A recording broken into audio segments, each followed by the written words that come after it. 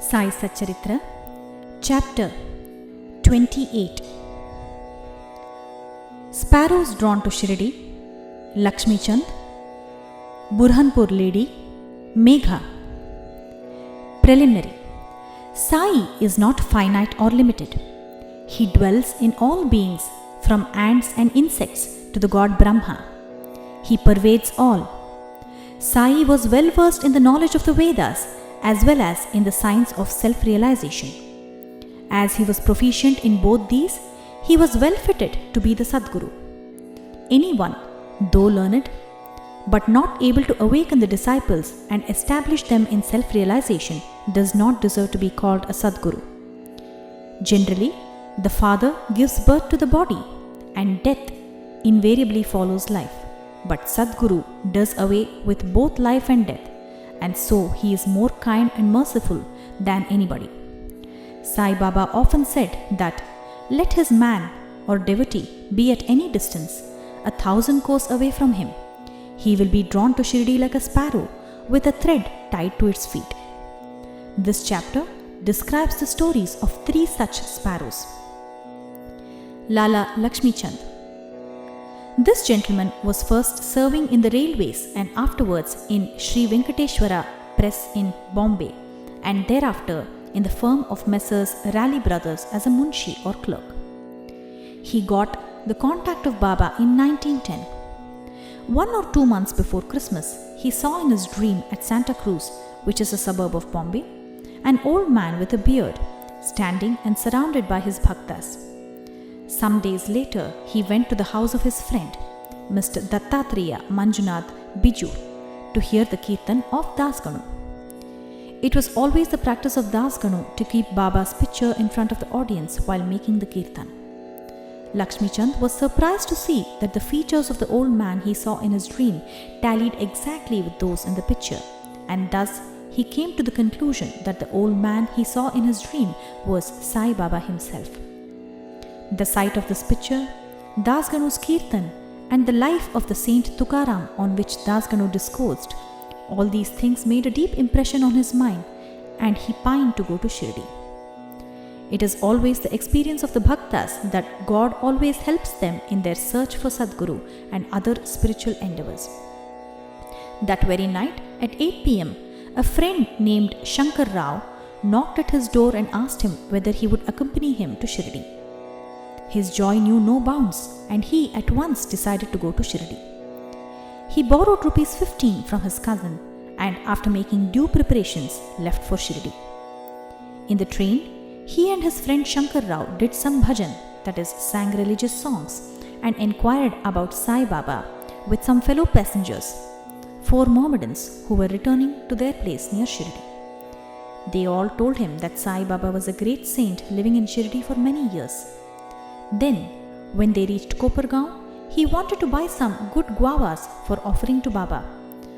But he was so much enwrapped with the scenery and sights there that he forgot to purchase them. When they were nearing Shirdi, he was reminded of the guavas. Just then, he saw an old woman with a guava basket on her head running after the tonga. The tonga was stopped and he gladly purchased some select fruits when the woman said, "Take all the rest and offer them on my behalf to Baba." The facts, that is, that he had intended to purchase guavas but had forgotten to do so, the old woman's encounter, and her devotion to Baba, all these were a surprise to both the friends, and Lakshmi Chand thought in his mind that the old woman might be some relation of the old man he saw in his dream. Then they drove on and came near Shirdi, and seeing the flags on the masjid, they saluted them. With puja materials in hand, they then went to the masjid and worshipped Baba with due formality. Lakshmi Chand was much moved and was extremely happy to see Baba. He was enwrapped with Baba's feet as a bee with a sweet-smelling lotus. Then Baba spoke as follows: "Cunning fellow, he does bhajan on the way and enquires from others. Why ask others? Everything we should see with our own eyes. Where is the necessity to question others? Just think for yourself whether your dream is true or not. Where was the necessity of the darshan by taking a loan from a Marwadi? Is the heart's desire now satisfied?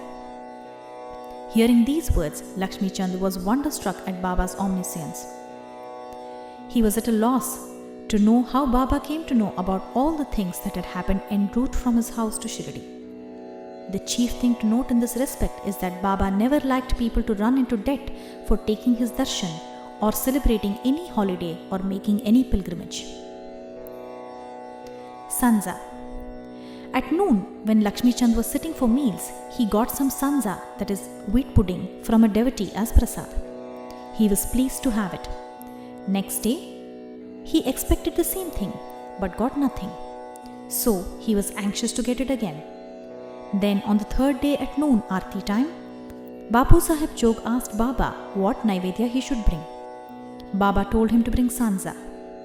Then, the bhaktas brought 2 big potfuls of sanza. Lakshmi Chand was very hungry and there was some pain in his back. Then Baba said to him, "It is good that you are hungry. Take sanza and some medicine for the pain in the back." He was again wonderstruck to see that Baba again read his mind and spoke out what was passing therein. How omniscient he was.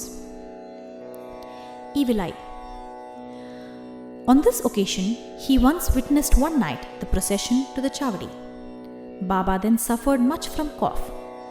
He thought that this suffering of Baba might be due to somebody's evil eye. Next morning, when he went to the masjid, Baba spoke to Shama as follows: "I suffered last night from cough. Is it due to some evil eye? I think that somebody's evil eye has worked on me and I am suffering." In this case, Baba spoke out what was passing in Lakshmi Chand's mind. On seeing these proofs of Baba's omniscience and kindness to his bhaktas, he fell prostrate at Baba's feet and said, "I am much pleased with your darshan. Ever be kind and merciful to me and protect me always. There is no other God to me in this world except your feet. Let my mind be ever wrapped in your bhajan and feet. Let your grace protect me from the miseries of the world and let me ever chant your name and be happy." After getting Baba's udi and blessing, he returned home with his friend, much pleased and contented and singing Baba's glory on the way. He remained a staunch devotee of Baba afterwards and always sent garlands of flowers, camphor and dakshina with any person of his acquaintance bound for Shirdi. Burhanpur lady. Now let us turn to another sparrow, that is Baba's word meaning devotee. One lady in Burhanpur saw in her dream Sai Baba coming to her door and begging khichdi, which is rice cooked with dal and salt, for his meals. On awakening, she saw nobody at her door. However, she was pleased with the vision and told it to all, including her husband. He was employed in the postal department, and when he was transferred to Akola, both husband and wife, who were devout, decided to go to Shirdi. Then, on a suitable day, they left for Shirdi, and after visiting Gomati Tirth on the way, reached Shirdi and stayed there for 2 months. Every day, they went to the masjid, performed Baba's worship and passed their time happily.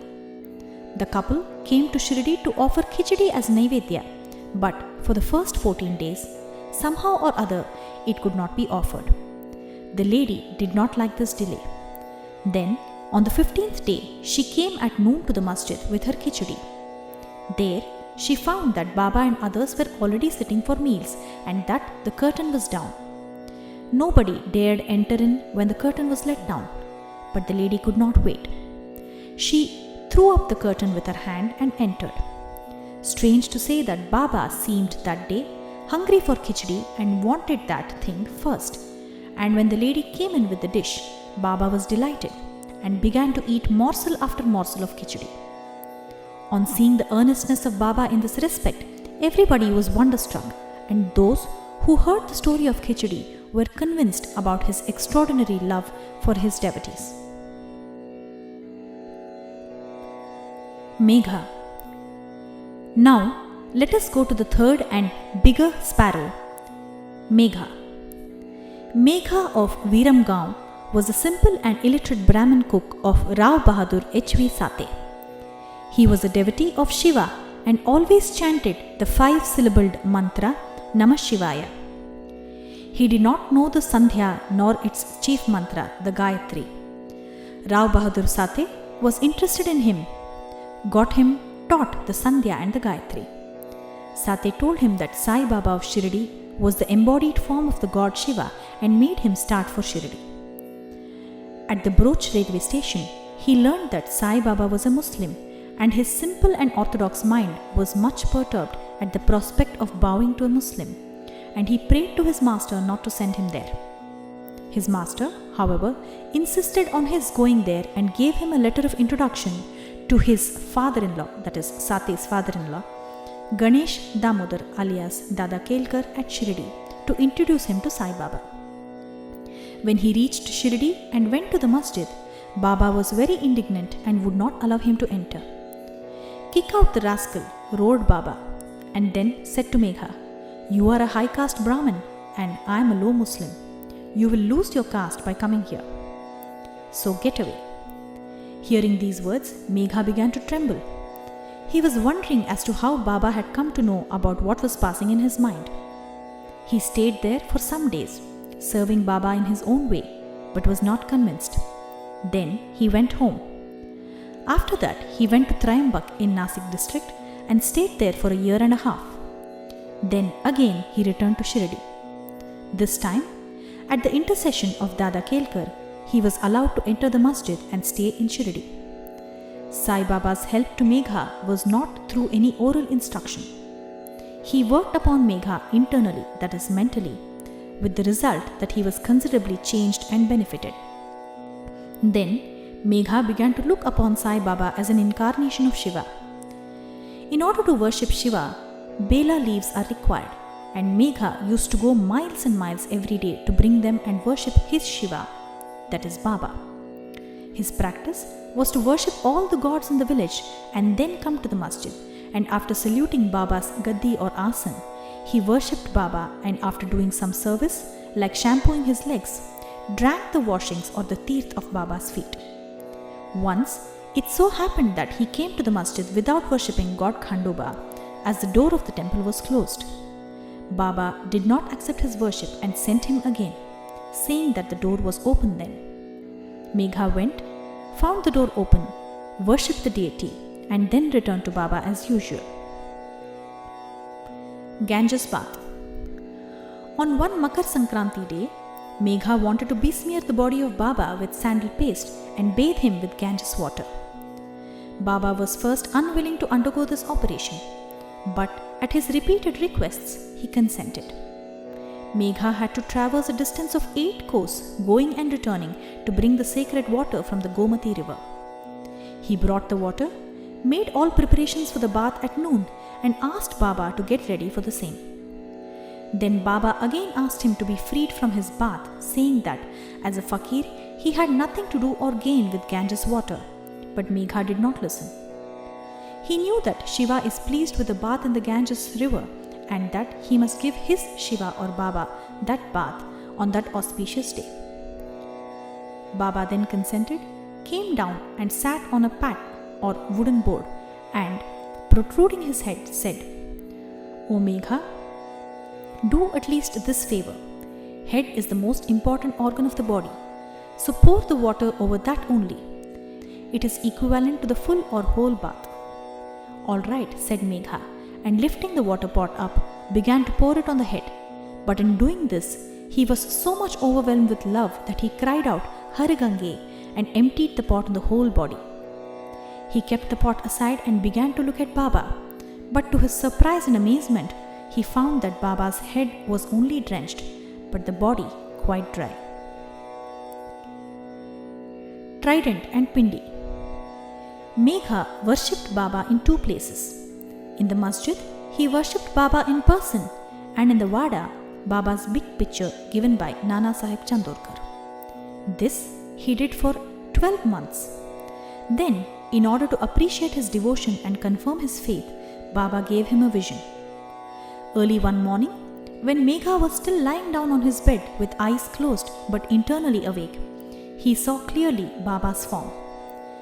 Baba, knowing him to be awake, threw akshata, that is rice grains marked red with kumkum, and said, "Megha, draw a trident," and disappeared.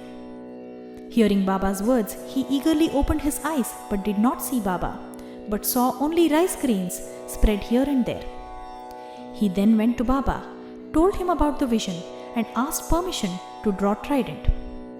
Baba said, "Did you not hear my words asking you to draw the trident?